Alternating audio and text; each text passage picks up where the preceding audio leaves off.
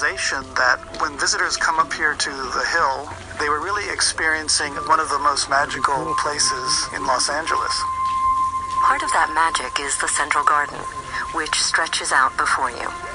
On a clear day, it seems to optically expand, blending with sky and city and ocean. The Getty commissioned Robert Irwin, a Southern California artist, to design the Central Garden. It opened in 1997, along with the entire Getty Center site. To the museum, the garden is part of its art collection, and it's considered a sculpture. As Richard Rand, the museum's associate director for collections, explains, like all works of sculpture, it exists in 3 dimensions. You experience it with your body as you interact, walk around it. But of course, it's unlike any sculpture one normally encounters because it's huge. It covers 134,000 square feet, and it's made out of natural materials. The most dramatic elements are right there in front of you. A line of tall trees, clipped like a hedge, an angled path that slices into the lawn. Irwin considered these in relation to the surrounding buildings. Architect Richard Meyer's spare yet imposing design. Everything about this garden, from man-made structures to the organic patterns of plants, echo its geometry. Look behind you. See that low wall with water flowing along a channel? Notice where that water goes. As you continue this tour, you'll see where it ends up. To reach the garden from here, take the elevator that's right next to you, or look for stairs that lead to the garden. While you're on this tour, feel free to pause and resume the audio whenever you like to fully experience the garden. The first impression of a garden is always important. It either makes you feel welcome, or else you don't know what's there, but you really want to see it. A few steps from the garden's entrance, you're on a gravel surface next to a noisy fountain. Above you, water pours down through a hole. It comes from the overlook, where you began this tour. This elaborate fountain isn't considered part of the garden, but its water does have a vital connection to it, resurfacing in other forms downhill. Now turn around, and you'll face a curtain of trees. Go to the left of the trees, and an expansive vista opens up. There's a green lawn curving down the hillside. Grass carpets have their origin in the estate gardens of England and France. Charlotte Fries is a landscape architect who writes about gardens. The sense of enclosure that's created by the walls focuses your attention on the skyline of Los Angeles. It brings it into the garden. In Japanese and Chinese gardens, the concept of borrowed scenery is about framing distant views and incorporating them into a garden's design. But there's drama right here too. Sharply clipped London plane trees, a type of sycamore, form a tall, hedge-like forest that ambles down the hill. Clumps of ornamental grass connect these trees with the lawn. A path zigzags in and out of the forest. Its angular lines lead your eye right up to looming buildings. Go back toward the fountain, to the other side of the trees.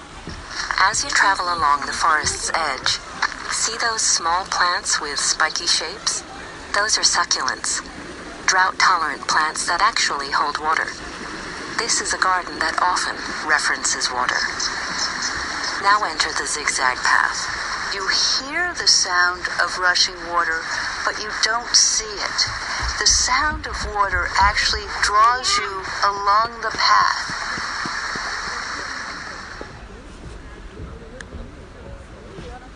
This area is called the Stream Garden.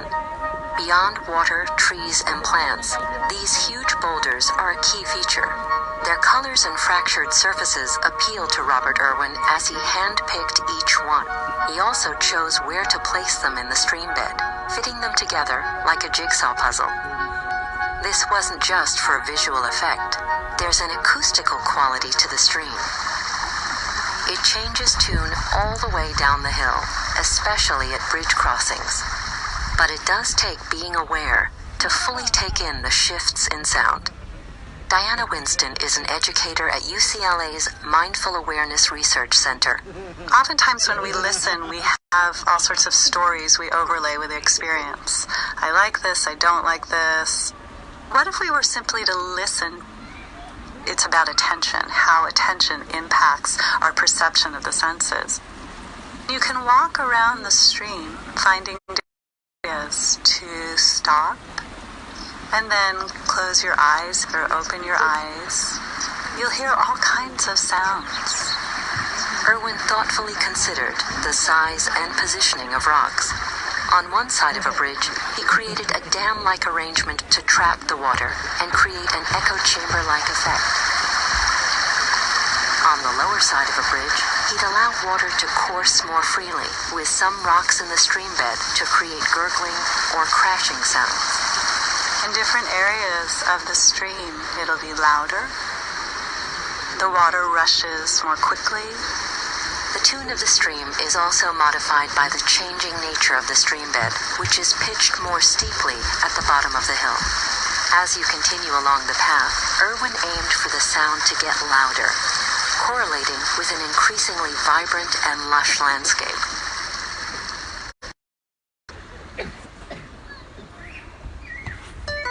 Find a place to linger for a moment. Why not under the canopy of some colorful bougainvillea flowers? Beneath that structure, that looks like a parasol? Move a cafe chair to wherever you'd like to sit. This is a tale about the garden's creation. In 1992, Irwin was commissioned to design the garden. The center's construction was well underway, and he was expected to provide a visual counterpoint to the stark, all-white buildings. I probably met Bob first in 1996. At that time, Jim Duggan ran a retail garden nursery near San Diego. One day, a customer, a landscape architect, told him about an unusual project he was involved with, a garden designed by an artist. They were having trouble interpreting the artist's directions, so could he bring Irwin by? That started. Bob's coming to the nursery. He sees a plant. He asks me about the plant. Bob had this list of 200-300 plants he picked out of gardening books. Would cut pictures out of it, make collages. I knew right off the bat that I couldn't find those plants in San Diego. A year before the garden's opening, and for years after, they collaborated. Relied on Duggan's expertise. Duggan came to admire Irwin's refined vision. They tested plants at Duggan's nursery. They traveled around California and the West Coast, seeking unique specimens. And we would find things, and I would say how big it was, or would it grow in California, and he would say, I want to use it anyway. Together they developed a highly unorthodox approach to gardening, experimenting, sometimes flaunting accepted horticultural, often successfully. Duggan recalls a moment early on that demonstrates what they both had to learn. Plants at nurseries are laid out in blocks. He singles this one out and he goes, wow, that is really a great looking plant. And I had to tell him, Bob, that plant's dead. So I had to figure out what he's seeing. There's some structure there. There's some pattern. Bob is looking at the world through an artist's eye.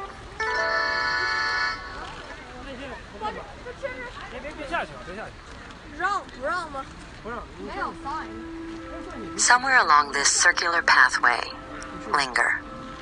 You can look out and admire the bowl garden.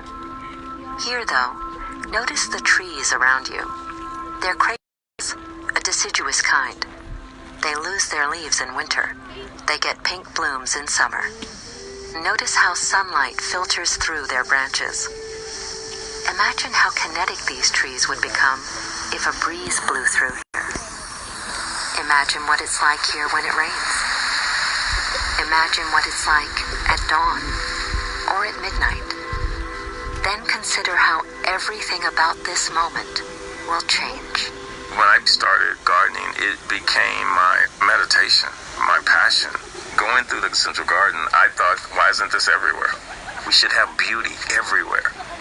What we have to get to is training our culture to see this and embrace this. Ron Finley is an urban gardener from South LA, Finley is on a mission to change disparities rooted in differences of class, income, and community. His solutions are all about gardens: quality food, clean air, natural beauty, calm. The Getty Garden, for its exclusive location alone, may be the antithesis of the small gardens he cultivates, but he also considers what's universal. We are all gardeners. Everything about that garden replicates what we are. If you look at a garden, and I like to say a leaf falls for a reason in a particular season, it's by design. That leaf is not just a leaf. It's photosynthesizing to feed the plant, and then when it's finished, it falls to the ground. Now it's a mulch. After a season goes, it turns into soil. Nothing dies, ever. It's an energy transfer. Happening in the line of crepe myrtles, you'll notice a sloping gravel wall there, the back of the central garden. It's enticing to glimpse over it. Turn around, and you'll encounter one of the grandest views of the entire Getty and the central garden. Clipped hedges, which have a very distinctive musty smell. The bowl garden is really a flower garden, a riot of varying colors, heights, textures. It might remind you of an Impressionist painting, or of Giverny, the famous garden of Impressionist artist Claude Monet, for its exuberance. The garden gets replanted 3 times a year. We consider them as sort of horticultural exhibitions. The spring garden.